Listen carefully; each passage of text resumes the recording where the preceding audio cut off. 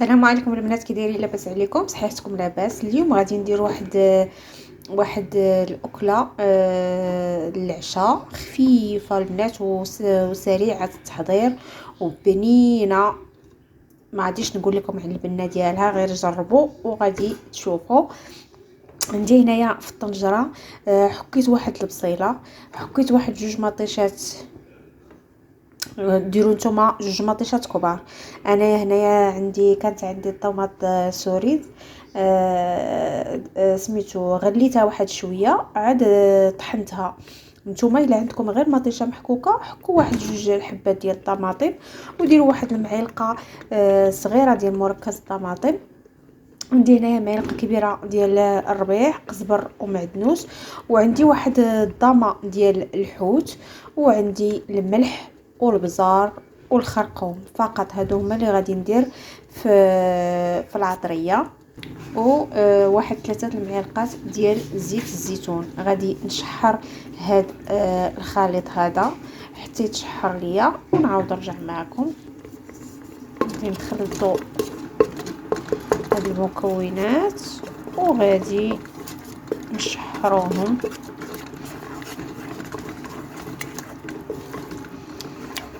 بنتي كدارز معايا باغا تخلط هاكي. غادي نخليوهم يتشحروا وغادي نعاودوا نرجعوا.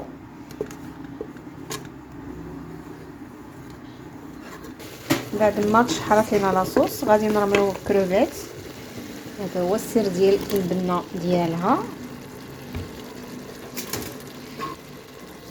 غادي نخلطوا شويه، شحال ما كان عندكم ديال الكروفيت.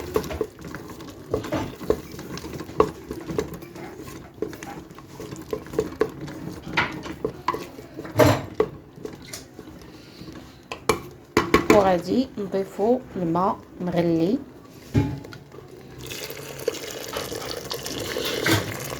الجهد اللي طيب لنا المكرونيه.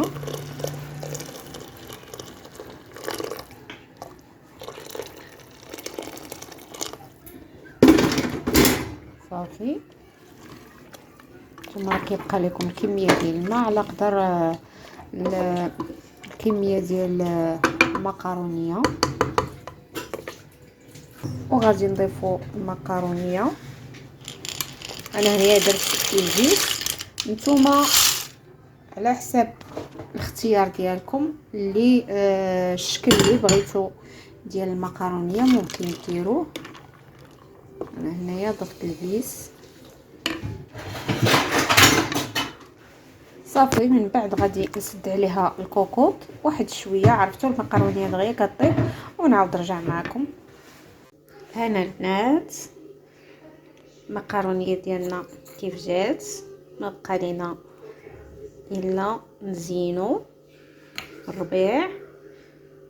هذا اختياري، انا كتعجبني المذاق ديال الربيع خضر. نتوما كيبقى عندكم اختيار.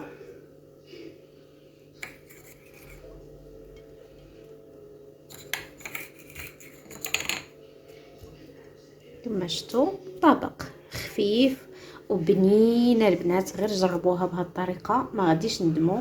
كنتمنى يعجبكم الطبق ديال اليوم، المكرونيه بالقمرون، شي حاجه طوب.